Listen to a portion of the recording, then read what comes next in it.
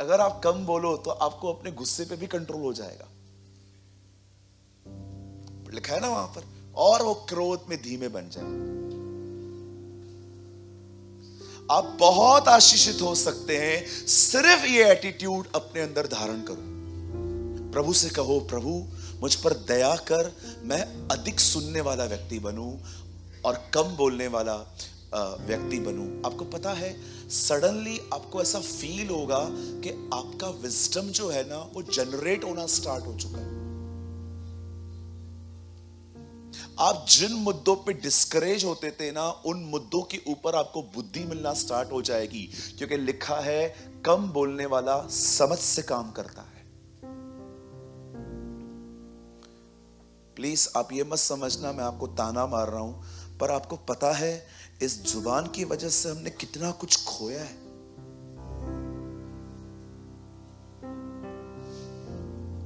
बहुत कुछ।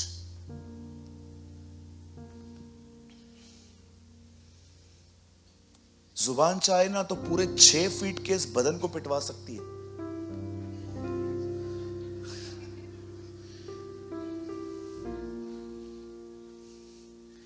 एक दिन दांत और जुबान लड़ रहे थे। दांतों ने जुबान को बोला, ज्यादा नौटंकी मत कर।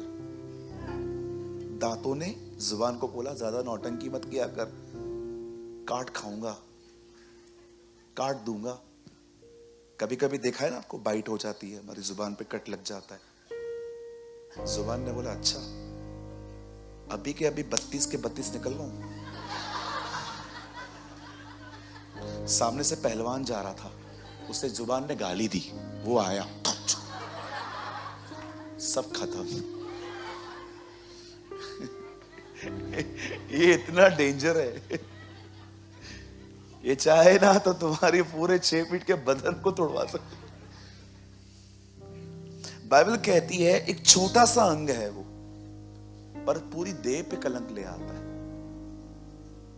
कोई नहीं कहता है सूरज भाई का जुबान खराब है, सब कहते हैं सूरज भाई खराब है। क्यों, क्या किया उसने? गाली दिया मुझे। अच्छा, गाली तो जुबान ने दी थी, पूरे भाई को क्यों ब्लेम कर रहे हो? यू नो द बाइबल से जुबान पूरे देह पर कलंक लाती है। Am I right? तो कितने लोग आज कुछ सुनने के लिए तैयार हैं? आज बहुत खूबसूरत वचन है। आज थोड़ा हम गहराई में जाएंगे। बोलो गहराई में। चलो अपने बाजू वाले को कहो, मोती गहराई में मिलते हैं। पर्ल्स कभी भी ऊपर से नहीं तैरते, उसके लिए क्या करना पड़ता है? गहराई में जाना चाहिए। मुझे विश्वास है आज प्रभु आपको कुछ अमेजिंग देने वाला है। आमीन। चलो अपने लिए आमीन बोलो। आमीन, आमीन। चलिए मेरे साथ खोलिए जॉन, यूहन्ना रचित सुसमाचार।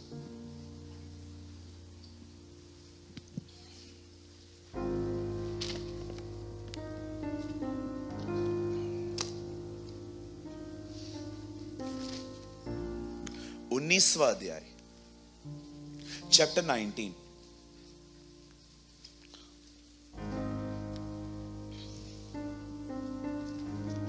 यूहन्ना रचित सुसमाचार, उसका 19वां अध्याय, चैप्टर 19।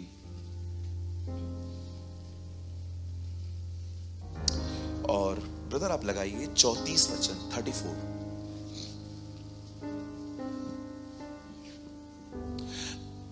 परंतु सिपाहियों में से एक ने बर्छे से उसका बंजर बेधा और उसमें से तुरंत लहू और पानी निकला।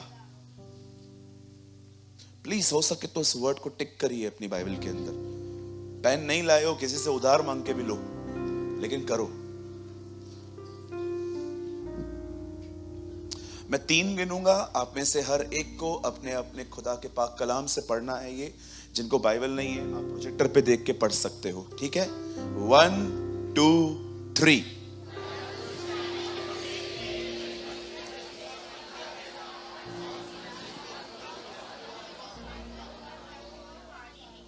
Okay, hallelujah.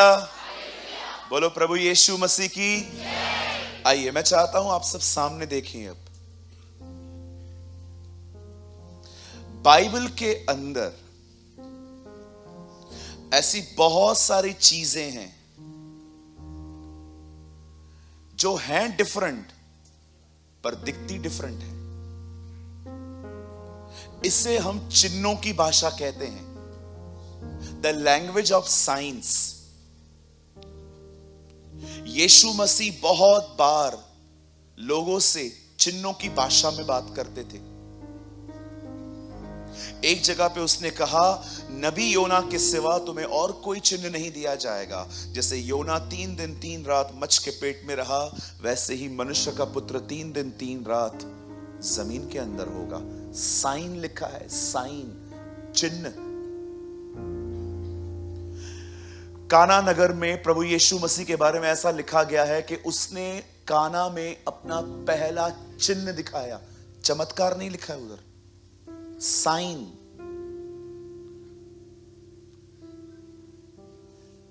आप जानते हो इज़राइल को हम लोग पुराने नियम में इज़राइल को पेड़ भी कहा गया है, अंजीर का पेड़। आपने देखा कैसे प्रभु यीशु मसीह ने अंजीर के पेड़ को सुखा दिया था। परमेश्वर उनको दिखा रहा था, अब मैं तुमसे दूर जा रहा हूं, अब मैं किसी और के पास जा रहा हूं। इसीलिए उसने उस पेड़ को सुखा दिया। यीशु मसीह को एक साइन मिली है, मेमना, लैम्ब। पवित्र आत्मा को एक साइन मिला है, आग। बहुत सारी चीजें ऐसी हैं बाइबल में, वो साइंस हैं। साइंस वो नहीं है, विज्ञान की बात नहीं कर रहा हूं, साइन, चिन्ह, सिंबल, राइट, सिंबॉलिकल लैंग्वेज। अगर आप सिंबॉलिकल लैंग्वेजेस समझ गए ना, आपको बहुत सारे स्क्रिप्चर्स बहुत इजीली समझ में आ जाएंगे। अच्छा, यीशु ये कह रहा था। आपको पता है पाखंडपन को पर प्रभु यीशु मसीह लेविन बोलते थे। लेविन, खमीर। ओ, मैं तुमसे कहता हूं फरीसियों के खमीर से सावधान रहो। फरीसियों के पास खमीर कहां से आया? वो उनकी उस हिपोक्रेसी को लेविन बोलता था। यहां पर भी आप देखिए, भले ही आपको लग रहा है कि ये पानी और लहू बहा है उसके बदन से, लेकिन कुछ और है। इन दिनों में है ना, एक नोटबुक बनाइए और जो भी आप पढ़ रहे हो ना, कि आपको पता है, मेमना लिखो बाजू में यीशु, इज़राइल का पेड़ लिखो फिग ट्री। पवित्र आत्मा को कौन से चिन्ह दिए गए हैं? हवा, पानी, आग, कबूतर। एक बुक बनाओ पूरा, मस्त मस्त स्टडी है ये, होमवर्क करो, हर चीज को ढूंढो, इसका मतलब क्या है। एक दिन बाइबल कहती है प्रभु यीशु मसीह गसमनी बाग से गिरफ्तार हुए। लोग उन्हें पकड़ने के लिए आए। इस पब्लिक को यहूदा इस्करियोती आगे लेकर आया था। और जैसे ही उन्होंने प्रभु यीशु मसीह को पकड़ा, बाइबल बताती है पूरी रात वो उसे मारते रहे, पीटते रहे, गालियां देते रहे, उसको मजाक में उड़ाते रहे। और सुबह उन लोगों ने उसे कोर्ट में पेश किया। ये कोर्ट थी पिलातूस की। पिलातूस उन दिनों में गवर्नर था उधर का, लेकिन उसे यह बात समझ में नहीं आई, क्योंकि किधर न किधर वो जानता था कि इनके आपसी मसले हैं ये। तब उसने कहा, एक काम करो, मैं इस केस को हैंडल नहीं करूंगा, तुम लोग उसको हेरोदस के पास लेके चलो। अभी हेरोदस उन दिनों में 1/4 का राजा था। 1/4 मतलब समझते हैं, इज़राइल 4 भागों में बट गया था। एक ही नेशन 4 भागों में बटा हुआ, 1/3। अब हेरोदस के सामने आया। हेरोदस ने भी कहा, नहीं, वापस लौटा दो इसको। कोई भी उसको जज नहीं कर पा रहा था। यशायाह में लिखा है ना, कोई उसका न्याय नहीं कर पा रहा था उसकी दीनता के कारण। और फाइनली उन्होंने उसको पिलातूस के हाथों में सौंप दिया। पिलातूस के ऊपर इतना उन्होंने प्रेशर बिल्ड किया कि अंत में उसने कहा, ठीक है, इसे मारो। इवन पिलातूस की बीवी भी जानती थी कि यीशु धर्मी है। उससे उसको हिंट दी थी, इस केस में हाथ मत डालना। इवन उसका डेथ सेंटेंस बोलने के बाद उसने अपने हाथ धो लिए कि मैं इसमें तुम्हारा सहभागी नहीं हूं, क्योंकि मुझे पता है तुमने इसको जलन से पकड़वाया है। फरीसी जलते थे उससे, क्योंकि वो नहीं कर पाते थे जो वो करता था। हालेलुया। अब फाइनली उन्होंने प्रभु यीशु मसीह को क्रूस पे चढ़ाया।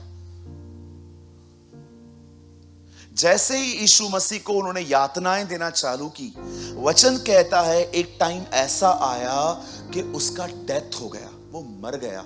एक्चुअली हम लोग ये वर्ड जो बोलते हैं ना, वो मर गया, आप आराम से पढ़ो, उसने अपना प्राण खुद दिया है।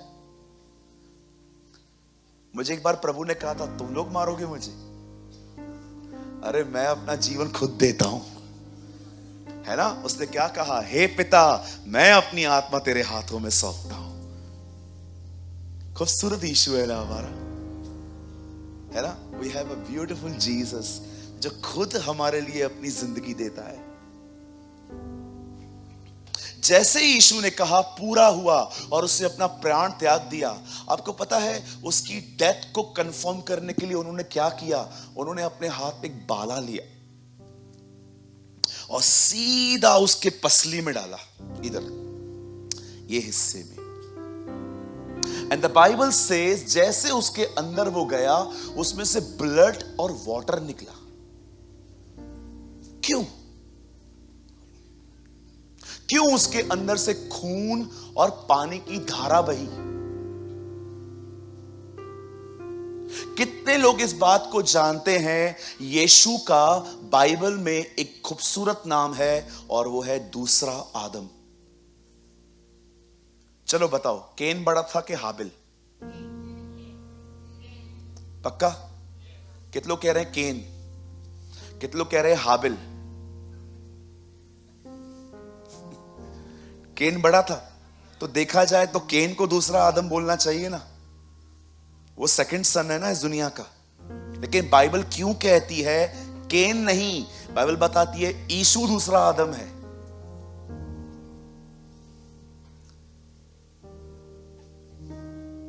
जब पहला आदम उसे बनाया गया तो परमेश्वर ने क्या किया? उसके सामने वो सारे जानवरों को लेके आया। आप जितने भी जानवरों को देख रहे हो ना, सबका नाम उसने रखा था। हाथी का नाम उसने रखा था हाथी, कुत्ते का नाम उसने कुत्ता रखा। ओके, मुझे पता है आप में से कुछ लोग बहुत ज्यादा प्रेमी हैं कुत्तों के, आपको ये वर्ड भी पसंद नहीं है। मैं बताता हूं ना, एक दिन मैं गार्डन में गया था, एक आंटी अपने कुत्ते को घुमा रही थी, तो मैंने उनको बोला, आंटी कुत्ता तो बहुत मस्त है। हे,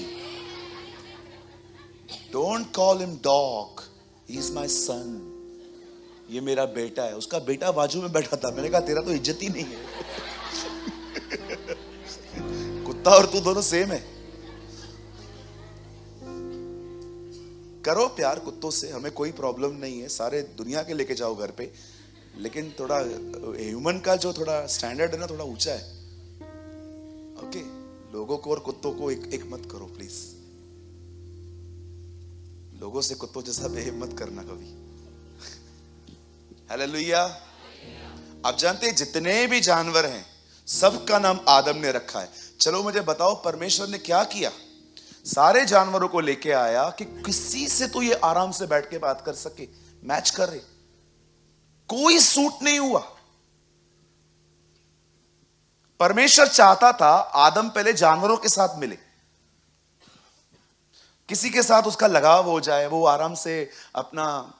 लेकिन जब परमेश्वर ने देखा कि नहीं, इसका कुछ भी नहीं हो रहा है, तब परमेश्वर ने कहा अब मैं इसके लिए कुछ और बनाऊंगा। आपको पता है, लिखा है आदम को गहरी नींद में सुला दिया गया और परमेश्वर ने उसको इधर से पसली निकाली और उसमें श्वास में जिंदगी फूकी और लिखा है उसने नारी बनाई। नर से निकली है वो, इसलिए उसे नारी कहा जाता है। वो मैन में से निकली है, इसलिए आगे WA है, बाकी सब सेम है, WO। अब आप देख रहे हो पहले आदम में से क्या निकला? हवा। अब दूसरा आदम क्रूज पे सोया हुआ है। वो सेम दिशा में है, वो सोया हुआ है और जैसे उसको बाला मार दिया गया, उसकी वाइफ के लिए भी कुछ निकला है। Blood and water, that's why the Bible call him the second Adam. इसीलिए बाइबल उसको दूसरा आदम कहती है। आपने देखा, उस आदम को सुला के उसके अंदर से निकाला गया, और यीशु का बाला भी उसको मरने के बाद मारा है। अब जैसे यीशु के साइड में उन लोगों ने उसको डाल दिया, द बाइबल सेज उसमें से ब्लड और वाटर निकला। किस वास्ते? आप जानते हैं, चर्च प्यूरिफाई हो सके इसलिए। आज जस्टिफाई सब हो चुके हैं। जस्टिफाई का मतलब समझते हो? माफ भी किए गए हैं, स्वीकारे भी गए हैं। प्रभु ने हमसे प्यार किया, हमको गले लगाया। पर आपको पता है, चर्च का प्यूरिफिकेशन बाकी है। प्यूरिफिकेशन का मतलब होता है, मेरा गुनाह माफ हुआ है, लेकिन मेरे स्वभाव से पाप निकला नहीं है। जैसे खुदा ने पहले आदम में से उसकी वाइफ निकाली, सेकंड एडम उसका चर्च उसका वाइफ है। बाइबल कहती है उसकी पत्नी के लिए उसमें से कुछ निकला है। आप सदैव याद रखिएगा, अगर आपको मसीह जिंदगी में अगर आपने ये दो नियम नहीं समझे ना, आप कभी ग्रो नहीं कर पाएंगे। जब भी आप प्रभु के पास आएंगे ना, आप याद रखना, पहले पहले उसका लहू आपके इंटायर पास्ट को एक सेकंड में माफ कर देगा। अब मैं माफ किया गया हूं, पर गंदगी मुझ में अभी भी बाकी है। वो कैसे निकलेगी? आप में से भी कुछ लोग जानते हैं, माफी पाने के बाद आपने अपने जीवन में दूसरे पापों का भी अंबार लगा दिया है। क्यों लगा दिया है? क्योंकि तुम जस्टिफाई हुए हो, प्यूरिफाई नहीं।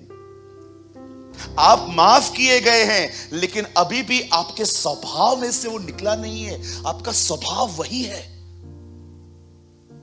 Because you only understand the blood of Jesus, not the water. आप सदैव याद रखना, पानी सिर्फ प्यास नहीं बुझाता, पानी कचरा भी साफ करता है। हालेलुया। कभी आपने सोचा उसको सेकंड एडम क्यों कहा गया? दूसरा आदम। पहले आदम के यहां से हवा निकाली गई, दूसरे आदम में से चर्च के लिए यहां से वाटर और ब्लड निकाला गया।